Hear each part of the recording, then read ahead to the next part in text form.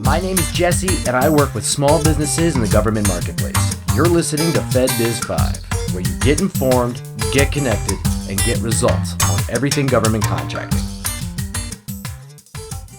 Hello, and welcome to another episode of FedBiz'5. Today we have Frank on. He's here to discuss the importance of well-rehearsed 30-second introductory pitch. Hi, Frank. How are you today? Hey, I'm good, Jesse. How's everything? Everything's going well with me. So let's get started. What are the benefits of having a well-rehearsed introductory pitch? Well, Jesse, whether you're introducing yourself to a representative at a networking event, a business conference, or even if you're cold calling a contracting officer, you're going to want to capture their attention, and you're going to want to do it fast. So it's situations like these that you need a short, easy to grasp explanation of your company, its products or services, very much like an elevator speech.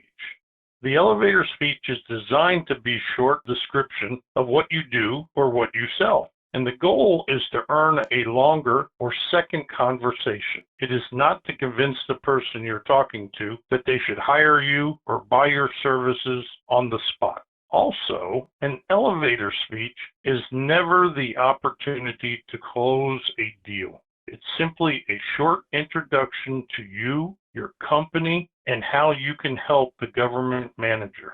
Keep your introduction pitch goal-oriented.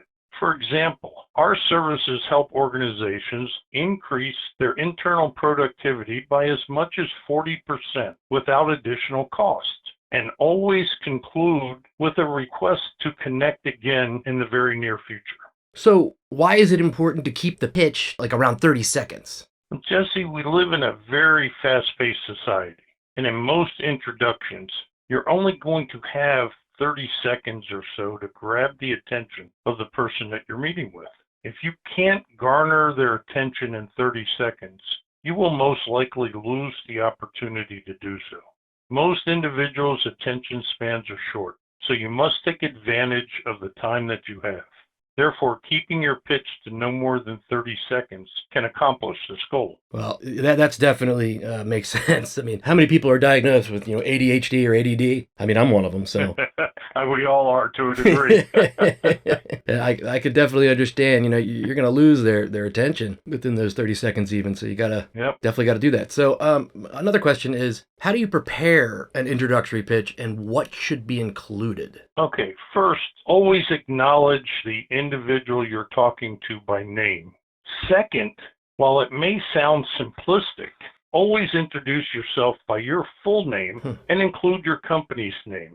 Next, you want to talk briefly about your company's mission and always try to use a hook. The hook is any fascinating fact or stat about your company or one of your products. For example, earlier I said that our services have improved productivity by an average of 40% by organizations that implemented them. That's a hook. Or you could say something like, our product increases air quality by over 70% as it eliminates nearly 99% of all germs. And finally, be engaging with the person you're speaking with, and also be friendly. That comes across very warm and open to the person you're talking to. Yeah, personable. Definitely being personable is a plus. But thank you for explaining the hook, because I was going to ask. So appreciate that.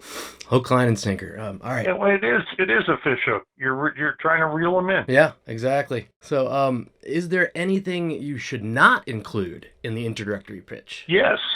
Stay away from acronyms unless they're universally known or recognized.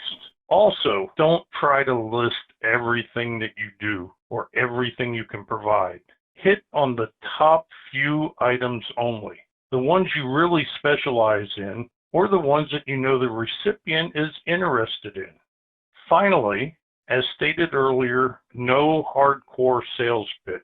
Remember, the purpose of the introductory pitch is to capture the recipient's interest so that you can either continue the conversation or establish a future connection. What would be a hardcore sales pitch? Well, I mean, a hardcore sales pitch would be something along the lines that you find in, say, an automotive store where you're in... Like, act now. Yeah, where if you don't take advantage of this sale, if you take advantage today, you're going to get a, much larger discount, things like that. There's no reason to do that. Yeah, that makes sense. That's definitely something you'd want to stay away from because you're trying to build a rapport, and that's just going to shut that door. Exactly. That's going to close that person's mind to what you're trying to do, which is get their attention and to build a relationship that you can further, structure conversations around and try to, at that point, then push your product or your services.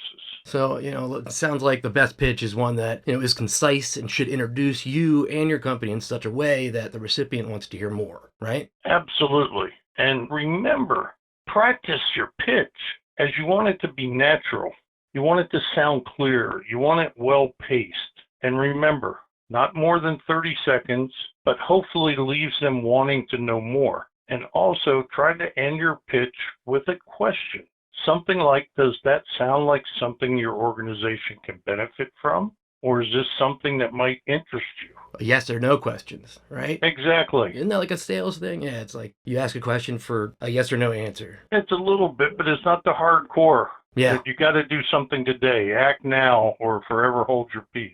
Yeah, right. Okay. Well, Frank, I really think that our listeners will appreciate this, and hopefully it'll give them some help for their future contracts. Sure. And remember, when they're talking to folks, make sure you speak with confidence. Yeah. Okay? If you're confident, that will come across to the recipient as well. Absolutely. So once again, I appreciate having you on, Frank. All right. And we'll catch up with you again. You got it. Take care. You too. Bye-bye.